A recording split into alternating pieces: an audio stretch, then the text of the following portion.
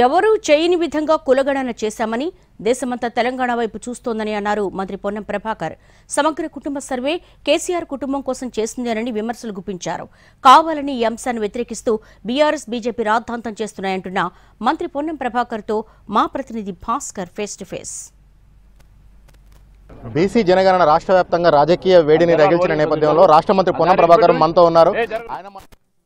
ఈ జనగణన పైన రాజకీయ రగడ ఎందుకు జరుగుతుందో సార్ చెప్పండి. రాజకీయ రగడకు కారణం ఏంటి సార్? ఈ బీసీ జనగణనేనా లేకపోతే నేతల మధ్య విభేదాల? స్వతంత్రం వచ్చిన తర్వాత ఇప్పటి వరకు కులాల పరంగా సర్వే జరగలే. దేశం మొత్తంకు తెలంగాణ ప్రభుత్వం రోల్ మోడల్. ఇది పార్లమెంటు సభ్యులు రాహుల్ గాంధీ గారు చెప్పినారు. దేశం మొత్తం ఇవాళ తెలంగాణ వైపు చూస్తూ ఉంది.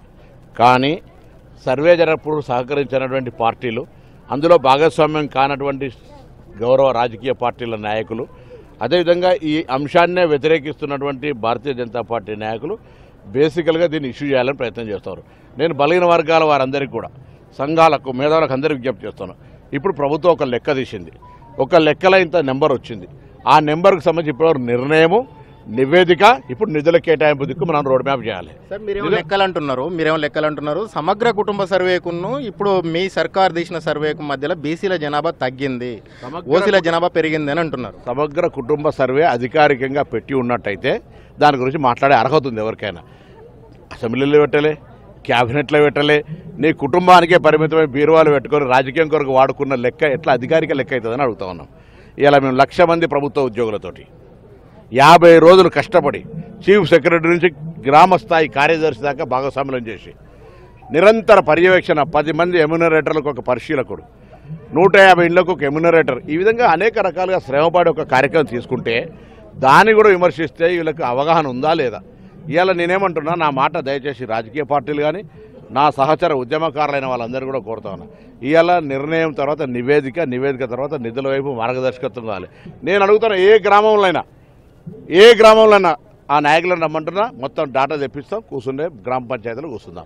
ఉట్టిగానే దాన్ని బ్లేమ్ చేసే ప్రయత్నం చేయొద్దు. నేను సంఘాలందరితో కూడా మాట్లాడబోతున్నాం. కాంగ్రెస్ పార్టీలో కూడా నాయకుల మధ్య బీసీ రగడ అనేది జరుగుతున్నది. రెడ్డిలను ఉద్దేశపూర్వకంగానే దూషించారు.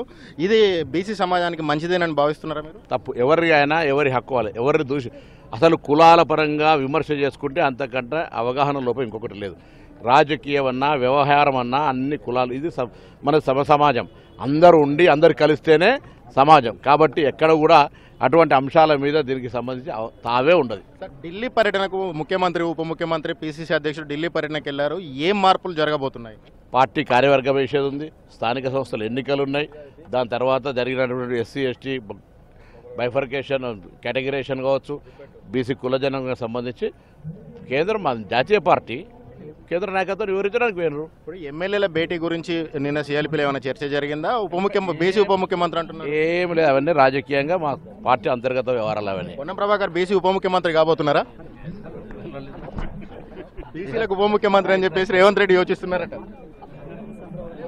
కాంగ్రెస్ పార్టీలో ఎటువంటి విభేదాలు లేవు, మేమంతా కలిసే ఉన్నాం, మా జాతీయ పార్టీ, అందుకే ఢిల్లీ పర్యటనలు అని చెప్పేసి రాష్ట్ర మంత్రి పొన్నం ప్రభాకర్ అంటున్నారు. కెమెరా పర్సన్ సంపత్తో కలిసి భాస్కర్, ఎన్టీవీ, కరీంనగర్.